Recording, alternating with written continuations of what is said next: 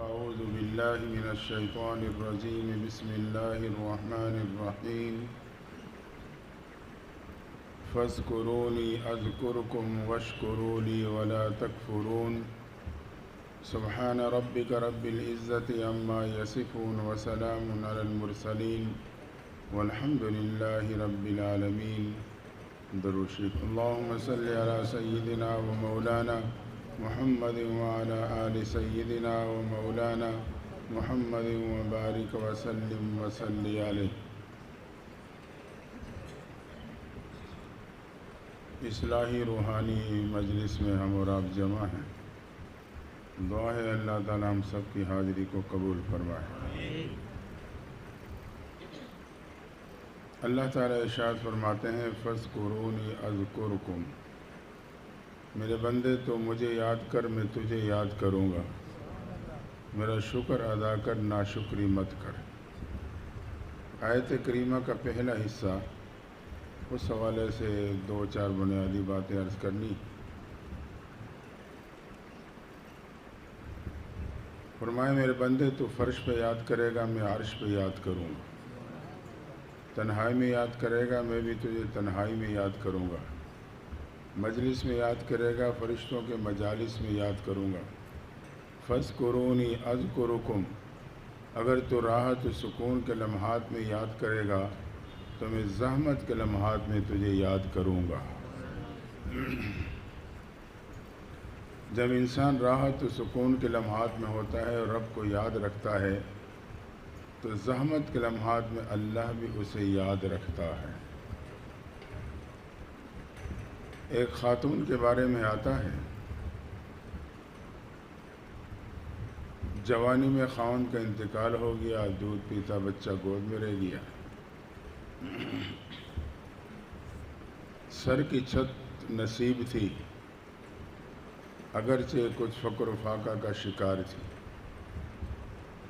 جب اپنے سر کی چھت نصیب ہو، اپنا گھر ہو، روٹی چٹنی سے بھی کھائی جائے تو زندگی پرسکون گزرتی ہے۔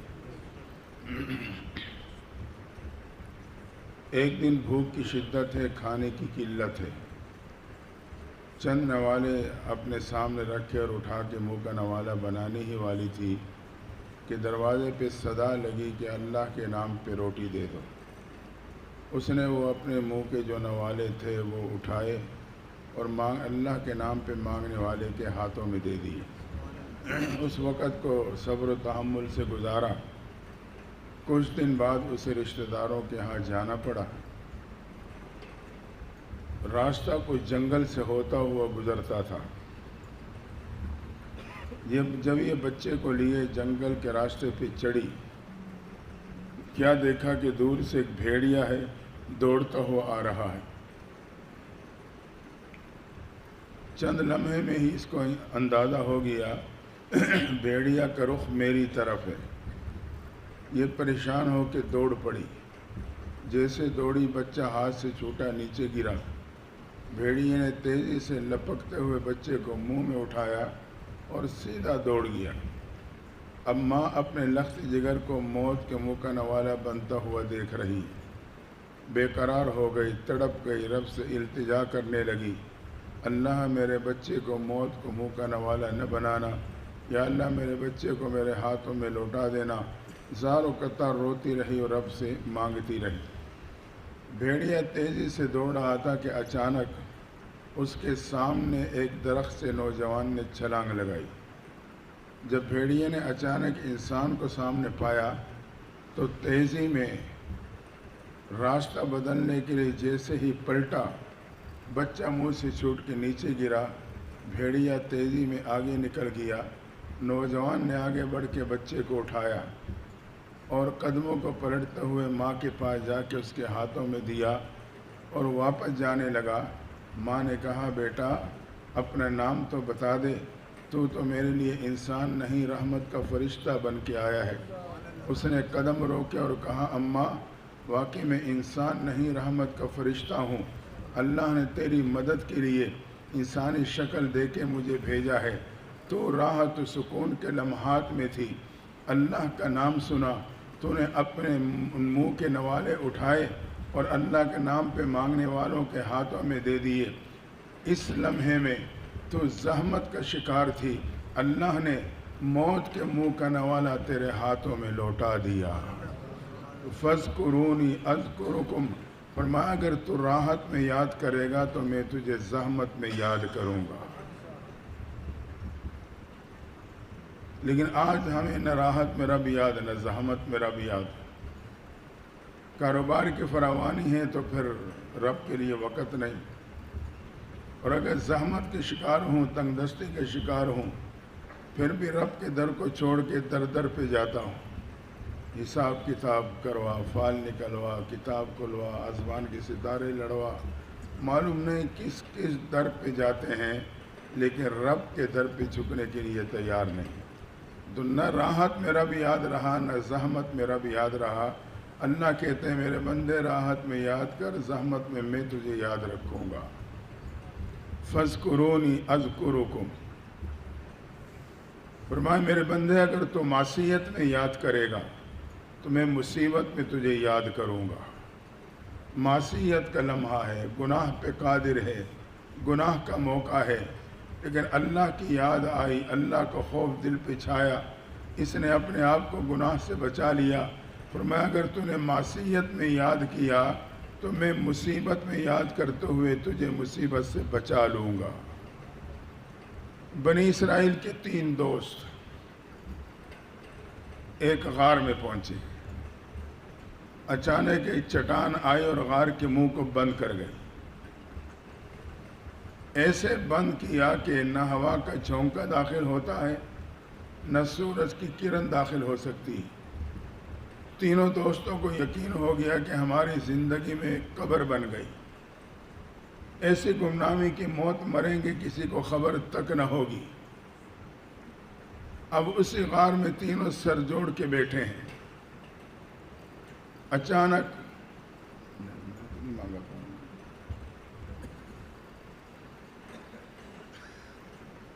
ایک کے دل میں بات آئی، اس نے کہا ایسا کرتے ہیں اپنے اپنی ماضی کی زندگی پہ نظر ڈالتے ہیں، کوئی ایک عمل اگر اللہ کے رضا کے لیے کیا ہو، اسی عمل کو رب کے سامنے پیش کر کے رب سے مانگتے ہیں، امید ہے اللہ اس اخلاص بھرے عمل کی برکت سے ہماری مصیبت کو ٹال دے گا۔ تینوں اپنے ماضی کی زندگی پہ نظر ڈالنے لگے۔ ایک کو اپنا ایک عمل یاد آ گیا، اس نے دعا مانگنا شروع کر دی، اللہ ایک مزدور میرے پاس مزدوری کیا کرتا تھا، مزدوری لیے بغیر اچانک بغیر بتلائے چلا گیا، انتظار میں رہا نہ پہنچا، تلاش میں نکلا نہ پایا، اس کی مزدوری کی رقم میرے گھر میں ایک طرف رکھ دی، وقت اتنا گزرا کہ خطرہ لاحق ہونے لگا کہ اس کی مزدوری کی رقم میں اپنی ضروریات میں استعمال نہ کر بیٹھوں، تو میں نے ایک تدبیر بنائی، اس رقم سے بکری خریدی، بکری کو پالتا رہا، اس نے بچے دیے، انہیں سنبھالتا رہا، اتنا طویل عرصہ گزرا کہ ایک بکری سے ایک ریوڑ بن گیا۔ اتنے عرصے بعد وہ مزدور اچانک کہیں سے آ لیا، کہنے لگا مجھے پہچانتے ہو؟ میں نے کہا کیوں نہیں، تیرے تلاش میں رہا۔ اس نے کہا جو میری مزدوری بنتی تھی اس وقت مجھے دے دو، اللہ میں نے تیری رضا کے خاطر۔ اسے ہاتھ سے پکڑا، بکریوں کے ریوڑ کے پاس لے گیا، میں نے کہا یہ ریوڑ تیری مزدوری یہ ساتھ لے جا۔ وہ رو پڑا، اس کی آنکھوں میں آنسو آ گئے، کہنے لگا میں تو ایک مزدور ہوں، چند سکوں کے بدلے مزدوری کرتا ہوں، میرے سے مذاق مت کرو، عزت نفس کو مجروح مت کرو، میرے استہزاء مت کرو، جو میری مزدوری بنتی ہے وہ مجھے دے دو۔ اللہ اگر تیری رضا کے لیے میں نے پورا ریوڑ اسے مزدوری میں دے کے رخصت کیا تو اس عمل کی برکت سے مصیبت کو ٹال دینا۔ روایت میں آتا ہے اس کی دعا کا مکمل ہونا تھا کہ چٹان تھوڑی سی کھسک جاتی ہے، نکلنے کا راستہ تو نہیں، لیکن ہوا کا جھونکا داخل ہونے لگا، سورج کی کرن داخل ہونے لگی، زندگی کی امید پیدا ہو گئی۔ اتنے میں دوسرے کو اپنا ایک عمل یاد آیا، اس نے دعا کا آغاز کیا۔ اب اس پہلے بات سے پتہ چلا اگر میں اور آپ اپنے معاملات میں امانت و صداقت کو پیدا کر لیں گے تو اللہ چٹان جیسے رکاوٹوں کو راستے سے ہٹا دے گا۔ یہ وہ سنہری اصول ہے۔ آج ہر شخص کاروبار میں پریشان، میرے لیے رکاوٹیں ہیں، میرے لیے مسائل ہیں، تو اگر میں امانت و صداقت کے بنیاد پہ اپنا کاروبار چلاؤں گا، اللہ ہر قسم کی رکاوٹوں کو ہٹا دے گا۔ دوسرے نے دعا کا آغاز کیا، اللہ میری بوڑھی ماں تھی، میں محنت مزدوری کیا کرتا تھا،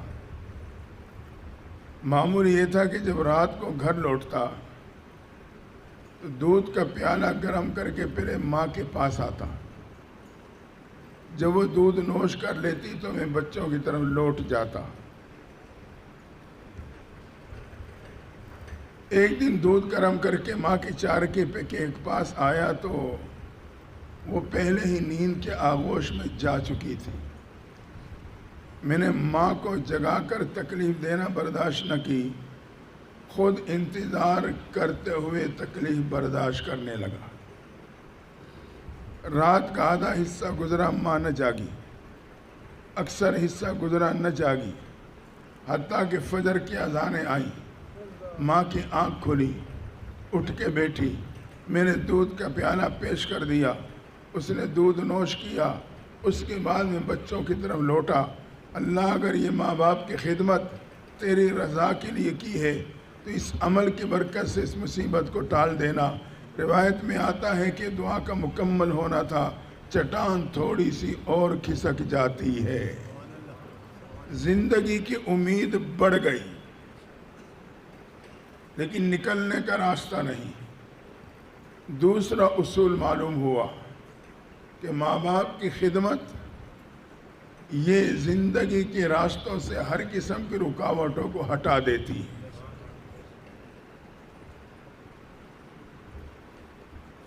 اس لیے اگر ماں باپ زندہ ہیں تو فائدہ اٹھا لیں، دو یا دونوں میں سے ایک۔ اگر دنیا سے جا چکے ہیں تو انہیں مستقل اپنی دعا کا حصہ بنا لیں۔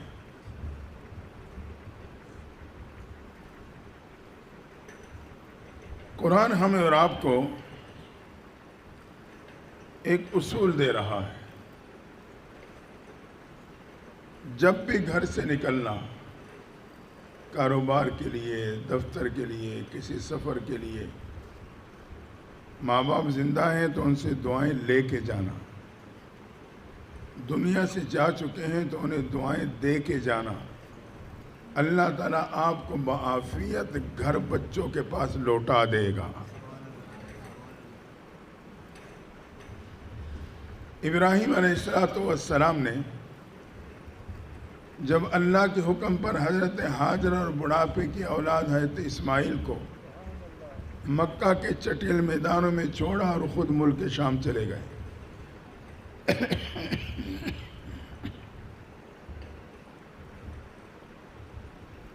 ایک عرصے بعد حضرت ابراہیم نے خواب دیکھا،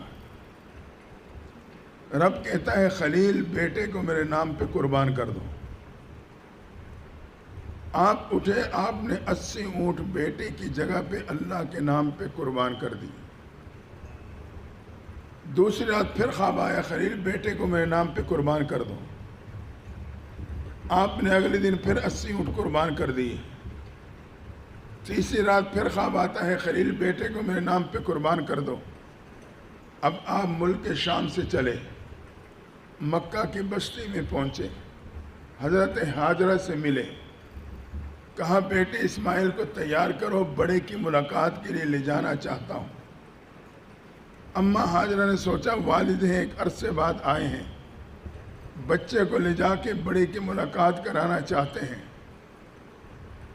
تو میرا تخیل اما حاجرہ نے حضرت اسماعیل علیہ السلام جو 7 سال یا 9 سال کے بچے تھے اسے نہلایا بھی ہوگا، صاف ستھرے کپڑے پہنائے ہوں گے، کنگھی سرما کر کے ہاتھ باپ کے ہاتھ میں پکڑا دیا ہوگا۔ اب یہ بچہ ہے جو ماں سے رخصت ہو رہا ہے لیکن ڈھیروں دعائیں لیتا ہوا جا رہا ہے، ماں دعائیں دیتے ہوئے بچے کو روانہ کر رہی ہے۔ نتیجہ کیا نکلا؟ چلا تو اسماعیل تھا، واپس لوٹا تو ذبیح اللہ بن چکا تھا۔ اتنی بڑی عظمت نصیب ہو گئی۔ فرعون نے جب بچوں کا قتل عام شروع کیا، اسی دورانیہ میں حضرت موسیٰ علیہ السلام کی پیدائش ہو گئی۔ موسیٰ بے قرار، فرعون کے فوجیں آئیں گی، بچے کو قتل کر جائیں گی۔ رب کہتا ہے وَأَوْحَيْنَا إِلَىٰ موسیٰ، ہم نے موسیٰ کے دل پہ الہام کیا، پریشان نہ ہونا، بچے کو دودھ پلاتی رہنا، خطرہ لائق ہو تو بچے کو دریا کے موجوں کے حوالے کر دینا۔ موسیٰ نے ایک صندوق بنوایا، بچے کو صندوق میں لٹایا،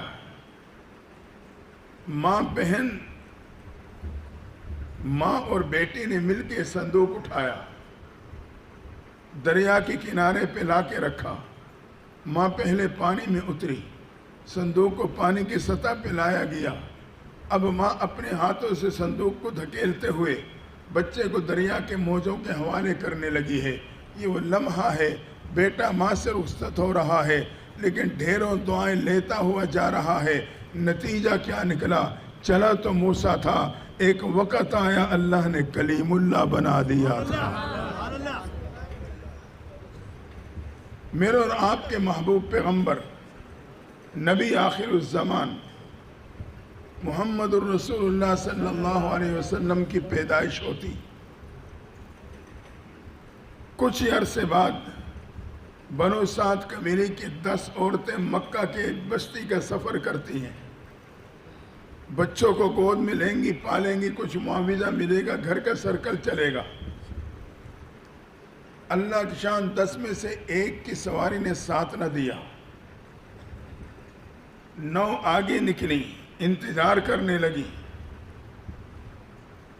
جب حلیمہ پہنچی تو پھر آگے چل پڑی، پھر حلیمہ کی سواری نے ساتھ نہ دیا۔ اب 9 میں سے ایک نے کہا چھوڑو حلیمہ کو، ہمارا بھی راستہ مارے گی، جلدی مکہ کے بستی میں پہنچو، مالدار بچوں کو گود میں لے لو، یا کم از کم جس کا باپ موجود ہو، یتیم نہ ہو، اسے اٹھا لو، کچھ نہ کچھ تو معاوضہ ملے گا۔ 9 کی 9 مکہ کی بستی میں پہنچ گئیں۔ بچے تلاش کرتے کرتے حضرت آمنہ کے دروازے پہ پہنچی،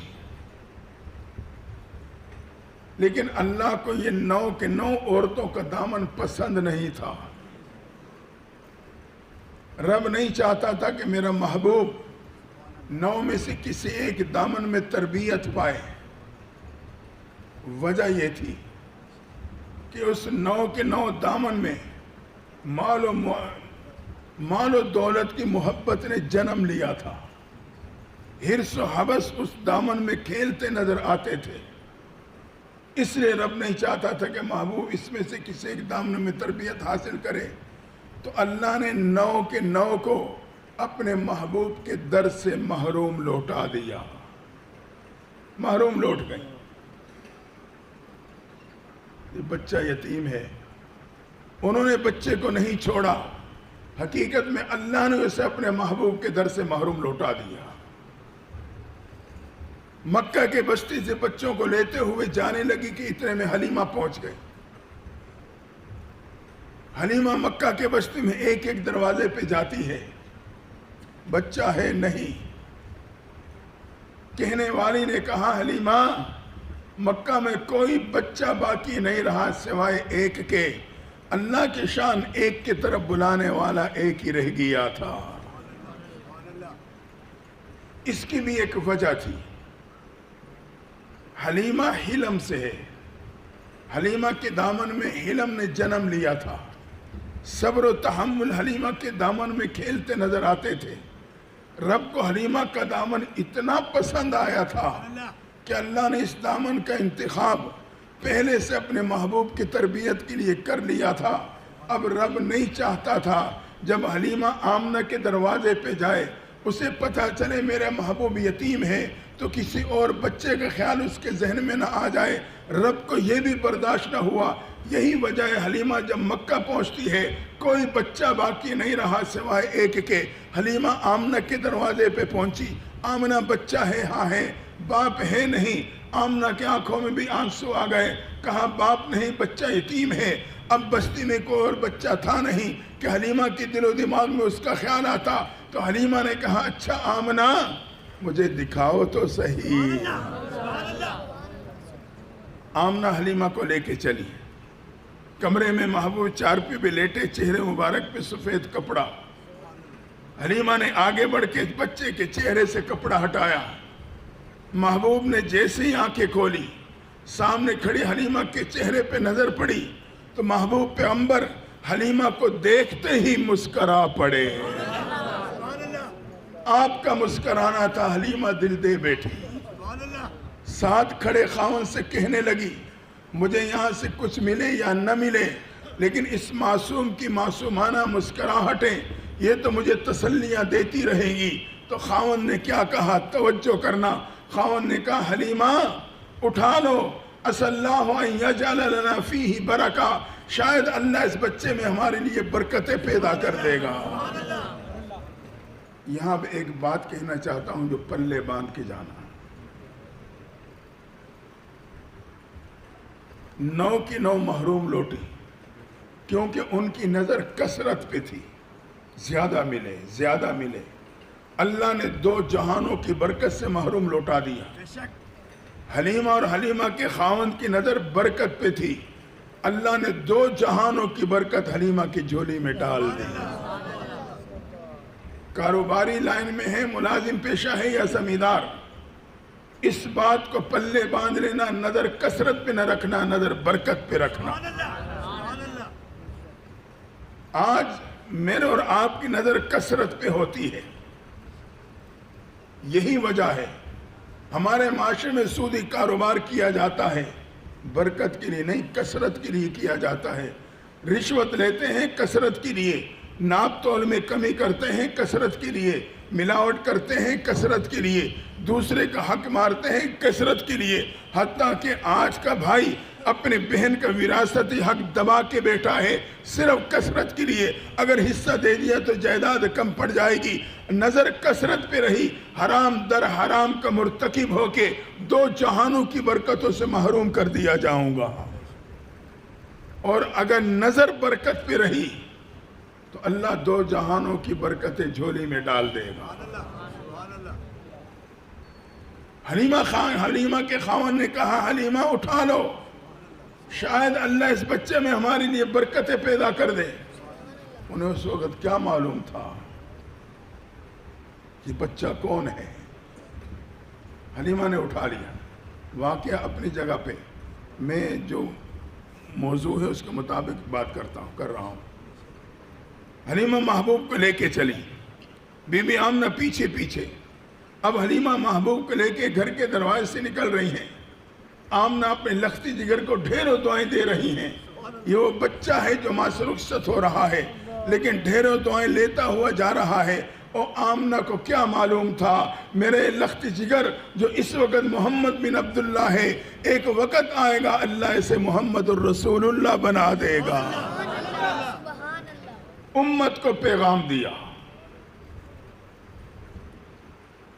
گھر سے نکلنا ماں باپ کی دعائیں لے کے نکلنا. کامیابیاں پاؤ گے، عزت پاؤ گے، عافیت پاؤ گے. تو ہمیں اور آپ کو یہ اصول مل رہا ہے. ماں باپ دونوں یا دونوں میں سے ایک زندہ ہیں تو دعائیں لے کے جائے کریں. دنیا سے جا چکے ہیں تو انہیں دعائیں دے کے جائے کریں. روزانہ صبح کچھ تلاوت کر کے ایصال ثواب کر دیں. اگر کوئی کہتا ہے جی میں تو بڑی جلدی ہوتی ہے، ٹائم تھوڑا ہوتا ہے، میں آسان ترتیب بتا دیتا ہوں.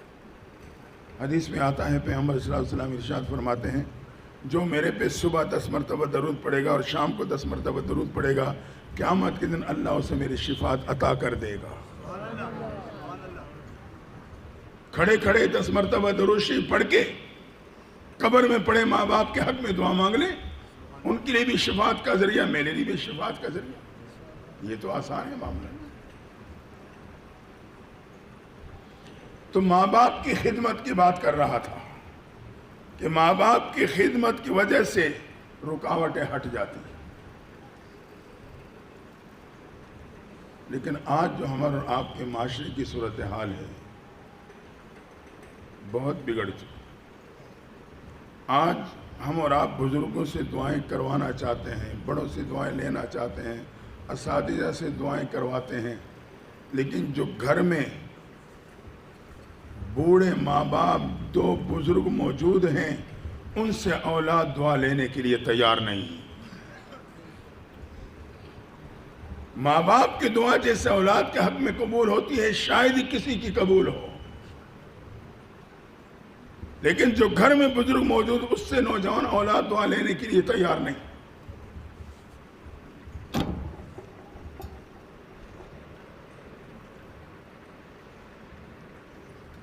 دیوبندیوں کے سپیکر ہوتے بھی ایسا ہے۔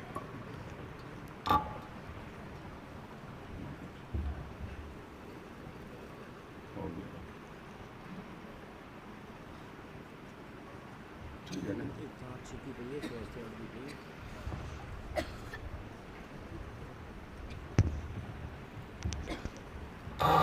جی ماں باپ سے دعائیں لیں۔ تقریباً 6-7 سال پرانی بات ہے، میں خانوال خانقاہ کے دروازے پہ کھڑا تھا، نہیں معلوم کس لیے تھا، بہرحال اتنی بات یاد ہے۔ ایک بوڑھی اماں آئی، میرے طرف بڑھنے لگی، میں سمجھ گیا کوئی بات کہنی ہوگی۔ قریب آئی تو بات کرنے سے پہلے اس کا دل بھر آیا، آنکھوں میں آنسو اتر آئے۔ میں نے کہا اماں کیوں رو رہی ہو، کیا بات ہے، کیوں پریشان ہو، بات تو بتاؤ۔ روتے ہوئے کہنے لگی بیٹا میرے نوجوان اولاد مجھے کتیا کہہ کے پکارتی۔ انا للہ و انا الیہ۔ آج کل یہ حالات ہیں ہمارے آپ کے معاشرے میں، اس لیے اولاد اور نسلوں کو جوڑ دیں دین کے ساتھ، نیک ماحول کے ساتھ۔ اس بوڑھی ماں کے دل میں موجود دل کیسے دھڑکتا ہوگا جب نوجوان اولاد یہ کہتی ہوگی۔ ایک جگہ پہ ایک ساتھی نے مجھے بتلایا کہ حضرت ہمارے خاندان کیا ہی واقعہ ہے، ہمارے خاندان میں ایک گھر میں ماں اور بیٹے کے درمیان میں لڑائی ہو گئی۔ ماں نے غصے میں آ کے بیٹے سے کہا شرم کر، حیا کر، تجھے 9 مہینے میں نے پیٹ میں پالا ہے۔ آگے سے بیٹا غصے میں کہتا ہے احسان نہ کر، 9 مہینے کا کرایہ لے لے۔ انا للہ و انا الیہ راجعون۔ 9 مہینے کا کرایہ تو دے دے گا، جو اس نے جگر کے خون سے تجھے پالا ہے اس کی قیمت کیسے ادا کرے گا؟ حقیقت ہے اللہ کا عرش ہل جاتا ہے۔ تو ماں باپ سے دعائیں لیں۔ اکثر کہتے ہیں جی ہمارے ماں باپ بڑے سخت ہیں، کتنے ہی سخت کیوں نہ ہو، جو بھی مزاج ہے، میں ان سے ماں باپ کا عہدہ چھین نہیں سکتا، وہ میرے ماں باپ ہیں تو ہیں، ان کی باتیں سنو، 2-4 لگا بھی دیں تو کوئی معاملہ نہیں، جہاں تک ممکن ہو سکے خدمت کر لوں بس۔ اگر وہ سختی کا مظاہرہ کرے خاموش ہو جاؤں، اس میں کیا بات ہے؟ باہر لوگوں کی باتیں تو سن کے خاموش ہو جاتے ہیں، اپنے بوڑھے ماں باپ کی باتیں نہیں سن سکتے۔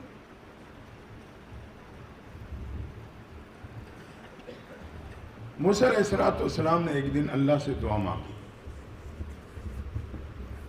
اللہ تو میری اس شخص سے ملاقات کرا دے جو جنت میں میرا ساتھی ہوگا۔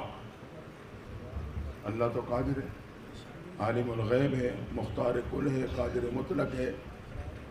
اللہ نے فرمایا میرے پیغمبر موسیٰ علیہ السلام فلاں علاقے کی فلاں بستی میں چلے جانا، وہاں ایک نوجوان گوشت کا پھٹا لگائے بیٹھا ہوگا، وہ آپ کے جنت کا ساتھی ہے۔ موسیٰ علیہ السلام خوشی خوشی زاد راہ باندھا، سفر شروع کر دیا۔ علاقے میں پہنچے، اس علاقے سے بستی میں پہنچے، کیا دیکھا کہ چند دکانوں پہ مشتمل ایک چھوٹا سا بازار ہے۔ نظر دوڑائی تو اس میں ایک نوجوان گوشت کا پھٹا لگائے بیٹھا ہے۔ آپ کو یقین ہو گیا یہی نوجوان میرے جنت کا ساتھی ہے۔ آپ قریب جا کے ایک طرف کھڑے ہو گئے، میں معلوم کر سکوں اس کا کون سا عمل ہے جس نے اس کو یہ مقام عطا کیا ہے۔ تو دیکھتے رہے، تعجب بڑھتا گیا۔ وہ تو ایک عام سا نوجوان معلوم ہو رہا تھا، کسی سختی سے بات کرتا ہے، کسی تلخی سے بات کرتا ہے۔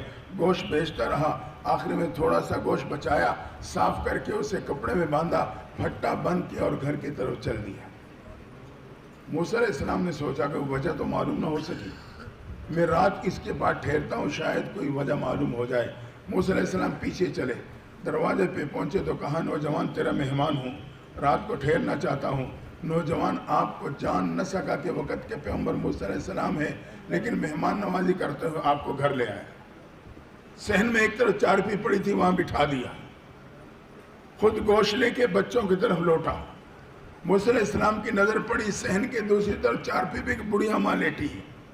آپ جان گئے اس کی والدہ ہے۔ نوجوان نے کھانا تیار کیا، ہاتھوں میں اٹھایا، اپنی بوڑھی ماں کے پاس آیا، ایک ہاتھ سے بوڑھی ماں کو سہارا دے کے بٹھایا، دوسری ہاتھ سے روٹی نرم کر کر کے ماں کو کھلانے لگا۔ موسیٰ علیہ السلام متوجہ ہیں، جب ماں نے سیرو کے کھانا کھایا، دعا کے لیے ہاتھ اٹھے، موسیٰ علیہ السلام بھی اور متوجہ ہو گئے۔ اس بوڑھیا اماں نے 2 دعائیں مانگی۔ پہلی دعا یہ تھی، اللہ تو زندگی میں موسیٰ علیہ السلام کی زیارت کرا دینا، اور دوسری دعا یہ تھی، اللہ میرے بیٹے کو جنت میں موسیٰ علیہ السلام کا ساتھی بنا دینا۔ موسیٰ علیہ السلام نے سنا تو تڑپتے ہوئے آگے بڑھے، اماں مبارک ہو، رب نے تیری دونوں دعائیں قبول کر لی۔ تب پتہ چلا نوجوان کو جو مقام ملا ہے اس کی پیچھے اس کی ماں کی دعائیں ہیں۔ اللہ نے وقت کے پیغمبر کے جنت کا ساتھی بنا دیا ہے۔ ماں باپ کی دعاؤں میں اتنی طاقت ہے۔ آج ہم بد دعائیں لیتے ہیں، دعائیں لینے کے لیے تیار نہیں۔ خدمت کریں، خود بخود دعائیں ملیں گی، خوش رکھیں، خود بخود دعائیں ملیں گی۔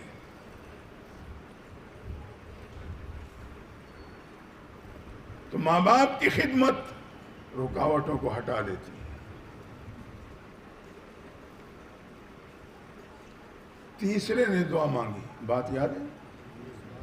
تیسرے ساتھی کو بھی اپنی ماضی کی زندگی میں ایک عمل یاد آیا۔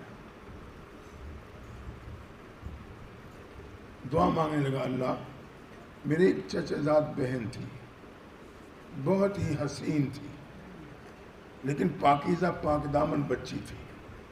میں اسے میلی نگاہوں سے دیکھا کرتا تھا۔ ایک دن اسے رقم کی ضرورت پڑی، کہیں سے انتظام نہ ہو سکا، حتیٰ کہ مجبور ہو کے میرے پاس آئی۔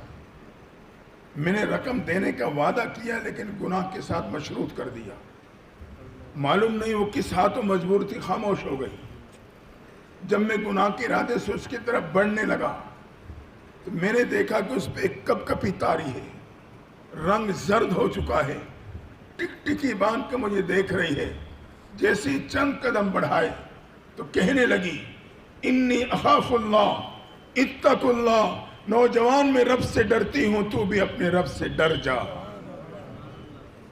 اللہ اس کا یہ کہنا تھا، میرے دل پہ تیرا خوف طاری ہوا، تیری یاد آئی، خوف طاری ہوا۔ میں نے اپنے قدموں کو پلٹا، اپنے دامن کو بھی بچایا، اس کی دامن کو بھی بچا لیا۔ یا اللہ، اگر گناہ پہ قادر ہونے کے باوجود تیری یاد کی وجہ سے میں نے گناہ سے اپنے آپ کو بچایا ہے، اس عمل کی برکت سے ہمیں اس مصیبت سے بچا دینا۔ روایت میں آتا ہے دعا کا مکمل ہونا تھا، پوری چٹان غار سے ہٹ جاتی ہے۔ ایک بات معلوم ہوئی کہ دوائی کھانے کی نسبت پرہیز زیادہ اثر رکھتا ہے۔ پہلے 2 عمل تھے، چٹان تھوڑی سی کھسکی، یہ پرہیز والا عمل تھا، اللہ نے پوری چٹان ہٹا دی۔ فرمائے فَاذْكُرُونِي أَذْكُرْكُمْ، میرے بندے معصیت میں یاد کرے گا تو مصیبت میں یاد کروں گا، پھر اللہ مصیبت سے بچا لیتا۔ ایک آخری مفہوم اس آیت کا، فَاذْكُرُونِي أَذْكُرْكُمْ، میرے بندے ندامت کے ساتھ یاد کرے گا تو مغفرت کے ساتھ یاد کروں گا. تو نادم ہو کے مجھے پکارے گا، میں مغفرت کرتے ہوئے تیرے گناہوں کو معاف کر دوں. اور اللہ اپنے وعدوں میں سچا ہے. اللہ اپنے وعدوں میں سچا ہے. اچھا، بات کرنے سے پہلے ایک بات عرض کر دوں. دیکھیں، ہم اپنے کانوں کی چاشنی نہ پورا کیا کریں. طلب لے کے بیٹھیں، کوئی بات کو اپنے پلے باندھیں. پلے باندھنے کا مطلب یہ ہے کہ کوئی ایک آدھی بات اپنی زندگی میں لے آئیں تاکہ میرے آپ کی زندگی بدل جائے. ان مجالس، ان پروگراموں کا مقصد یہی ہوتا ہے کہ ہماری زندگی میں تبدیلی آ جائے. ورنہ تو کیا ہے، میرے اور آپ کی زندگی میں کتنے ربیع الاول گزرے آپ نے کبھی سوچا؟ جس کی جتنے سال عمر ہے اتنے ربیع الاول گزرے. کیا میرے میں کوئی تبدیلی آئی؟ پھر تو دعوے ہی دعوے ہوں گے. بس دعووں سے تو کام نہیں بنے گا. نہ دعووں سے کام بنے گا، نہ دکھاوے سے کام بنے گا، نہ مقابلے سے کام بنے گا. تو اپنے آپ کو کچھ بدلنے کی کوشش کریں.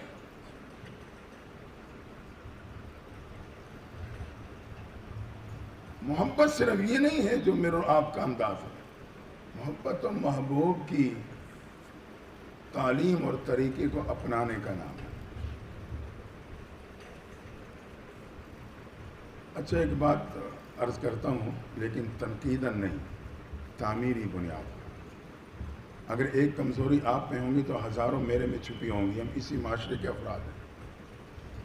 تعمیری بنیاد پر عرض کرتا ہوں، شاید اتر جائے کسی کے دل میں میری بات. ربیع الاول کی آمد ہے.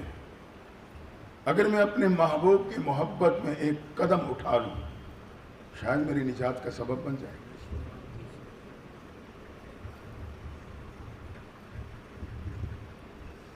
دیکھیں، اللہ کو اپنے محبوب کی شبیہ پہ پیار آتا ہے.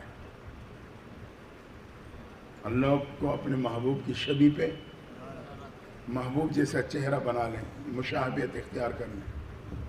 اور دنیاوی دستور بھی یہ ہے، ظاہری شبیہ پہ پیار آتا ہے. ایک بزرگ اپنے لڑکپن کا واقعہ بیان کرتے ہیں کہ میں گھر سے مسجد میں سپارہ پڑھنے آتا جاتا تھا.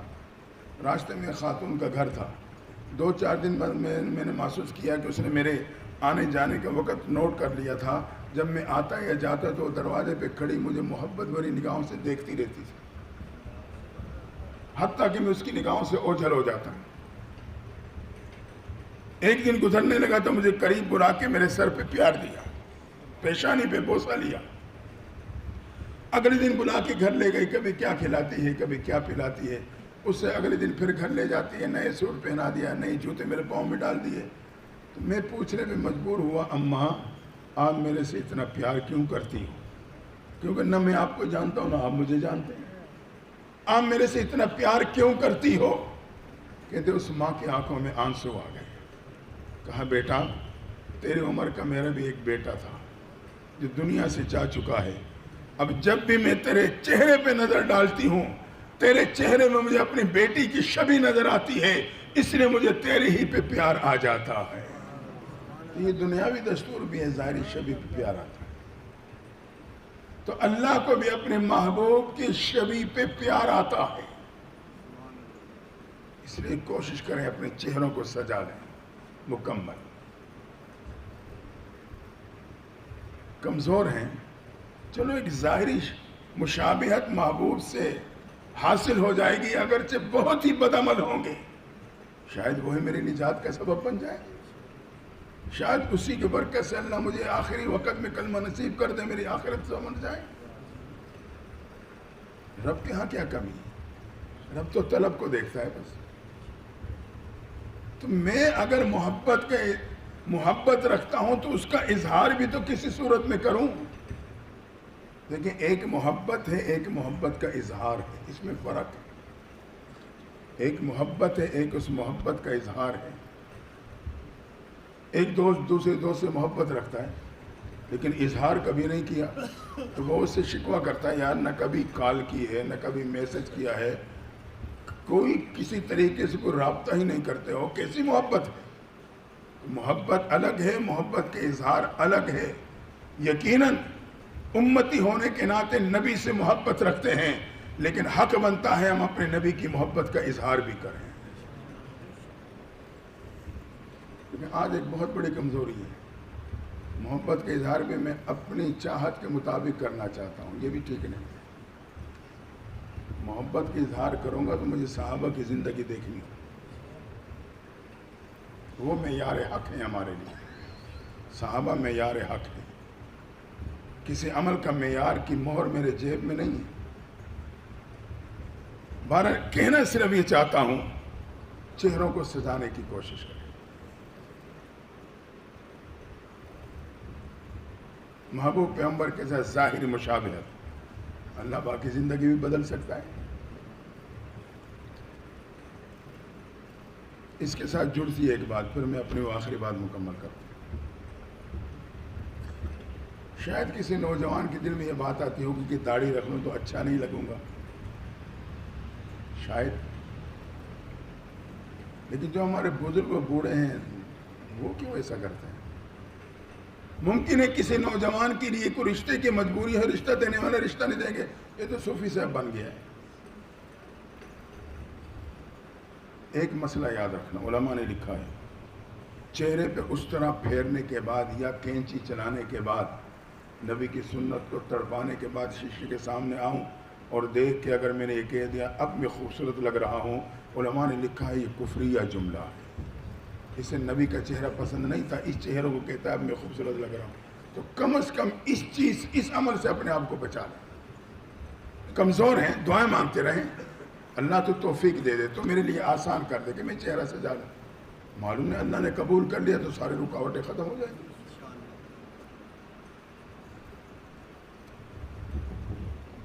آپ بتائیں یہ خوبصورت کائنات کا مالک خالق کون ہے؟ حسین کائنات کا خالق اللہ ہے، اور حسن کا خالق کون ہے؟ ہاں جی، حسن کا خالق کون ہے؟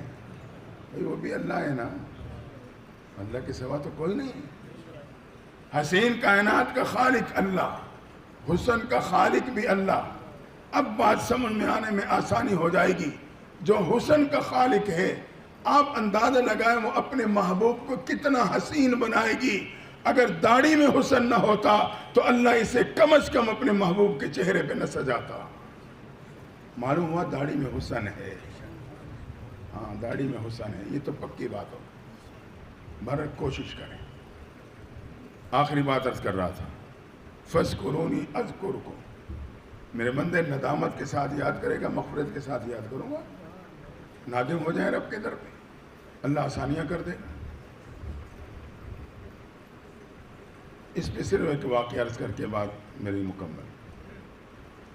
حضرت حسن بصری رحمۃ اللہ تعالی علیہ، یہ جلیل القدر تابعی گزرے ہیں۔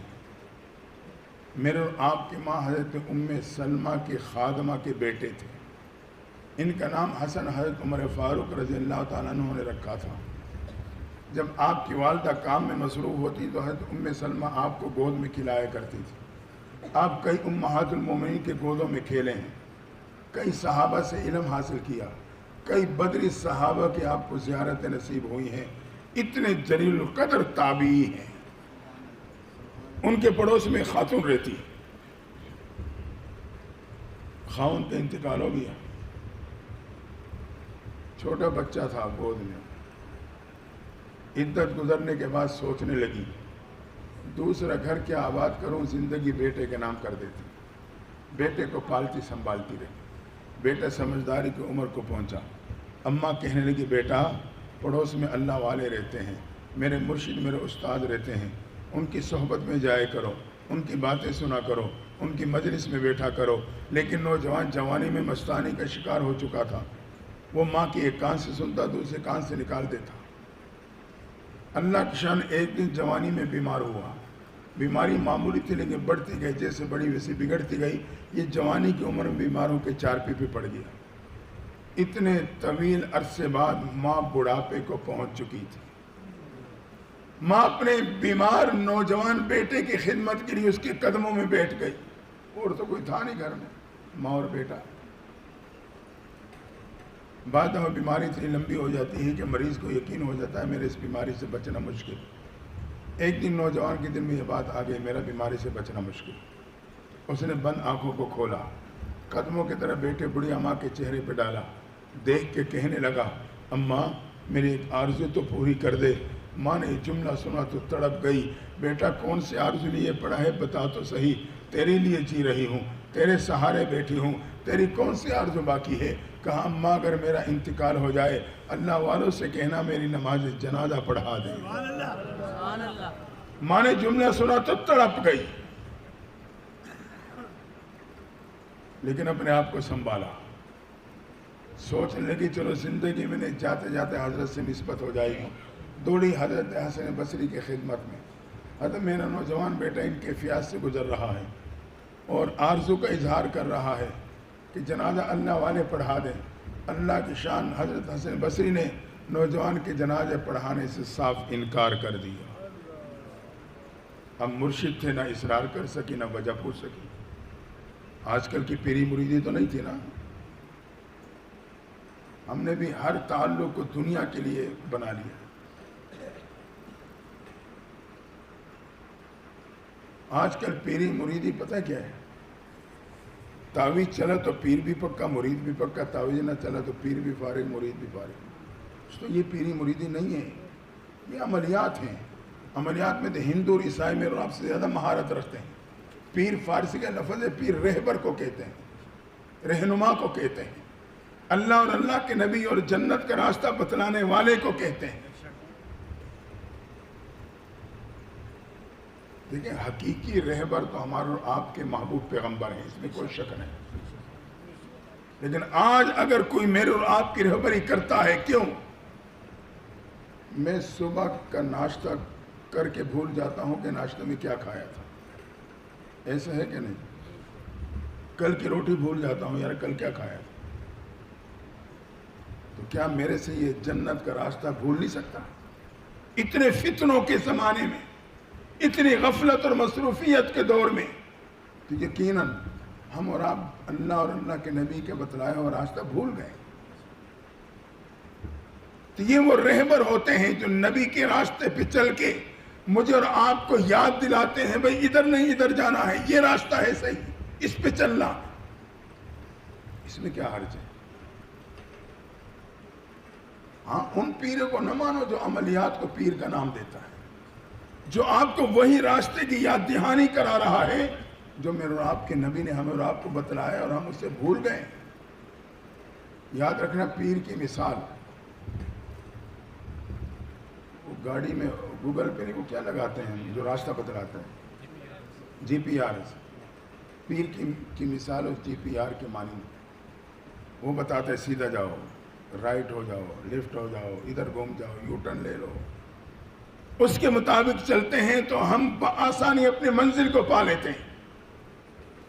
آج اس دور میں پیر کی مثال وہی ہے، ہم راستہ بھول گئے ہیں، وہ ہماری رہنمائی کرتے ہیں، بشرطے کہ پیر صاحب شریعت ہو تو تب وہ مجھے اور آپ کو شریعت کا راستہ بتلائے گا نا۔ ہم تو پیر بس یہ دوسرے کھاتے میں پڑ گئے، اس لیے اس میں فرق کریں۔ یہ جو پیری مریدی کا تعلق ہوتا ہے یہ اس بنیاد پہ ہوتا ہے کہ ہماری اصلاح ہو جائے، ہمارا دل بن جائے اور اس تعلق کی وجہ سے اللہ سے تعلق مضبوط ہو جائے۔ لیکن آج ہم نے اس تعلق کو بھی دنیا کے لیے استعمال کیا۔ ایک نوجوان آیا ملا میرے سے، جی میں آپ سے 4 سال پہلے بیعت ہوا تھا، تو مجھے ویسی خوشی ہوئی کہ 4 سال پہلے بیعت ہوا تھا، ملنے تو آ گیا، نوجوان ہے اس کا مطلب کوئی طلب ہے۔ لیکن جب اس نے اگلی بات کی تو میرے جذبات مجروح ہو گئے، جو وہ کاروبار میں نقصان ہو گیا ہے تو تعویذ لینے آیا۔ میں نے کہا انا للہ و انا راجعون، تعویذ تو بغیر بیعت کے بھی مل جاتا ہے۔ یہی وجہ ہے کہ آج ہمیں فائدہ نہیں ہوتا۔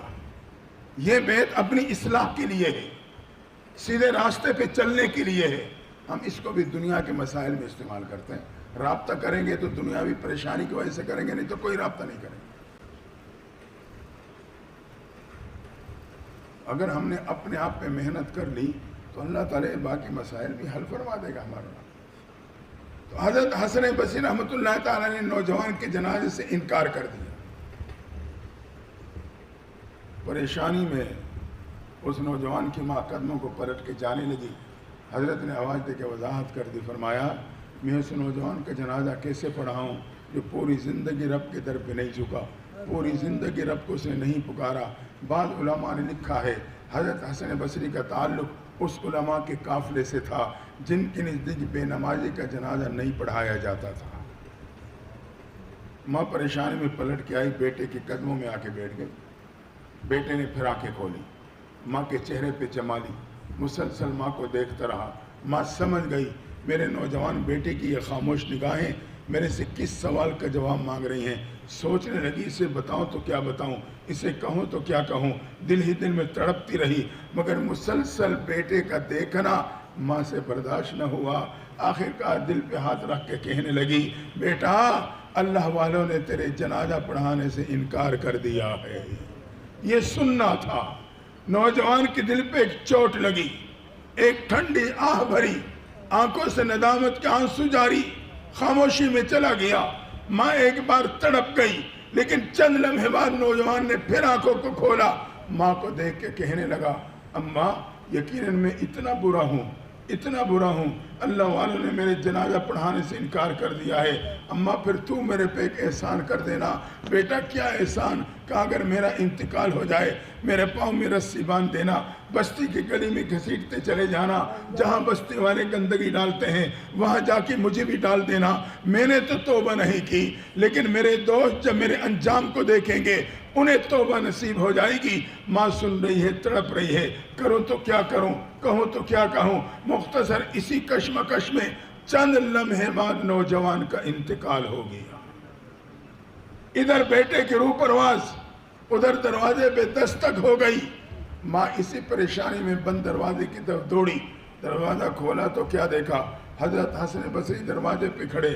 حضرت کیسے تشریف لائے؟ تیرے بیٹے کا جنازہ پڑھانے آیا ہوں۔ ماں نے چیخ ماری، حضرت معاملہ کیا ہے؟ بیٹے کے انتقال ابھی ہوا، گھر میں میرے سوا کوئی ہے نہیں، میں نے کسی کو اطلاع نہیں کی، آپ کو خبر کیسے ہو گئی؟ پھر آپ انکار فرما چکے تھے، اب وقت سے پہلے جنازے کے لیے تشریف لے آئے۔ حضرت کی آنکھوں سے بھی آنسو جاری۔ کہا ہاں، جب تو بیٹے کی آرزو لے کے آئی تھی میں نے انکار کر دیا تھا، تیرے جانے کے بعد میرے آرام کا وقت تھا، میں سویا تو میں نے خواب میں کیا سنا، رب کی طرف سے آواز آتی ہے، میرے دوست تیرے پڑوس میں میرے ایک دوست کا انتقال ہو چکا ہے، اس کی نماز جنازہ پڑھا، اگر جنازے سے انکار کیا دوستی سے انکار کر دوں گا۔ یہ سننا تھا۔ تڑپتا ہوا اٹھا ہوں، دوڑتے ہوئے تیرے دروازے پہ نوجوان کے جنازے کی انتظار میں کھڑا ہوں۔ دوستو میرے اور آپ کا یقین ہے رب چاہے تو صبح کو شام پہ بدل دے، وہ چاہے تو شام کو صبح پہ بدل دے، رب چاہے تو دن کو رات پہ بدل دے، وہ چاہے تو رات کو دن پہ بدل دے، رب چاہے تو گرمی کو سردی پہ بدل دے، وہ چاہے تو سردی کو گرمی پہ بدل دے، اور رب چاہے تو گناہوں کو نیکیوں پہ تبدیل کر دے۔ اولئک یبدل اللہ سیئاتہم حسنات، قرآن کہتا ہے وہ لوگ ہیں اللہ ان کی گناہوں کو نیکیوں پہ بدل دیتا ہے۔ یہ نوجوان کے وہ ندامت بھرے آنسو تھے، اللہ نے اس کے گناہوں کو نیکیوں پہ تبدیل کر کے اپنی دوستی میں شامل کر لیا تھا۔ آئے ہم اور آپ بھی سچی توبہ کر لیں اور اپنے محبوب پیغمبر کی شبیہ کو اختیار کرتے ہوئے ان کی اتباع میں زندگی گزارنے والے بن جائیں۔ دعائیں اللہ تعالی ہمیں اور آپ کو عملی زندگی گزارنے کی توفیق عطا فرمائے۔